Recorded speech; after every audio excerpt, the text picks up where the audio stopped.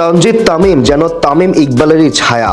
বড় ম্যাচে জ্বলে উঠলেন দারুণভাবে। মাত্র 28 বলে করলেন দারুণ এক হাফ সেঞ্চুরি। টি-20 ক্রিকেটে এটা তার সপ্তম হাফ সেঞ্চুরি। তিনি যখন ব্যাট করছিলেন তখন বাংলাদেশ দেখছিল বড় স্বপ্ন, তবে তার বিদায়ের পর বদলে যায় দৃশ্যপট। 52 রান করেন তিনি। উদীয়মান খেলোয়াড়দের মাঝে যারা দলে থিতু হয়েছেন, তামিম তাদের মাঝে একজন। সাদা বলের ক্রিকেটে এখনই তিনি দলের অন্যতম ভরসার নাম। ওপেনার হিসেবে যথেষ্ট দারুণ পারফরমেন্স দেখাচ্ছেন তিনি। তার এমন উন্নতির পেছনে সিনিয়রদের কথা শোনার ব্যাপারটা কম গুরুত্বপূর্ণ নয়। বড়দের পরামর্শ তাকে সাহায্য করেছে সাফল্য পেতে।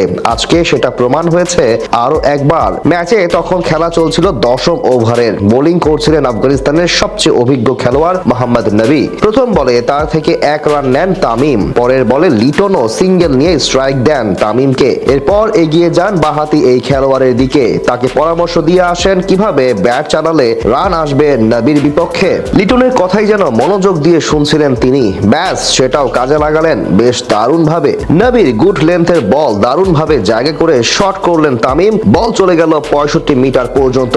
যদিও দূরত্ব ছোট, তবে 6 রান পাওয়ার জন্য এটাই ছিল যথেষ্ট।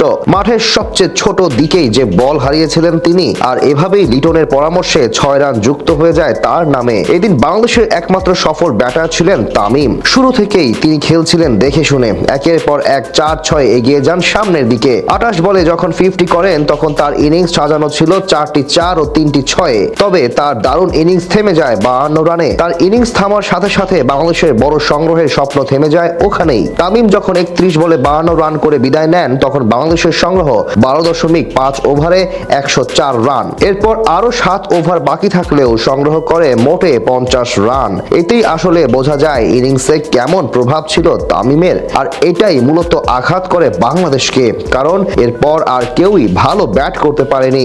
20 বলে 26 রান করেন হৃদয়। তবে শেষ দিকে বাংলাদেশকে ডুবিয়ে দেয় জাকের আলীর ইনিংস। একের পর এক ডট খেলছিলেন তিনি। তাতে 13 বলে মাত্র 12 রান করে অপরাজিত থাকেন এই ব্যাটার। যদিও 6 বলে 12 রান করা নুরুল হাসান সোহানের কল্যাণে শেষ পর্যন্ত 154 রান করতে পারে বাংলাদেশ। তবে টাইগারদের এত দূর যাওয়ার কারিগর ছিলেন শুধুমাত্র একজন, তিনি হলেন তানজিদ তামিম। একাই যেন ওয়ান ম্যান আর্মি হয়ে ব্যাট চালিয়েছিলেন এই ব্যাটার।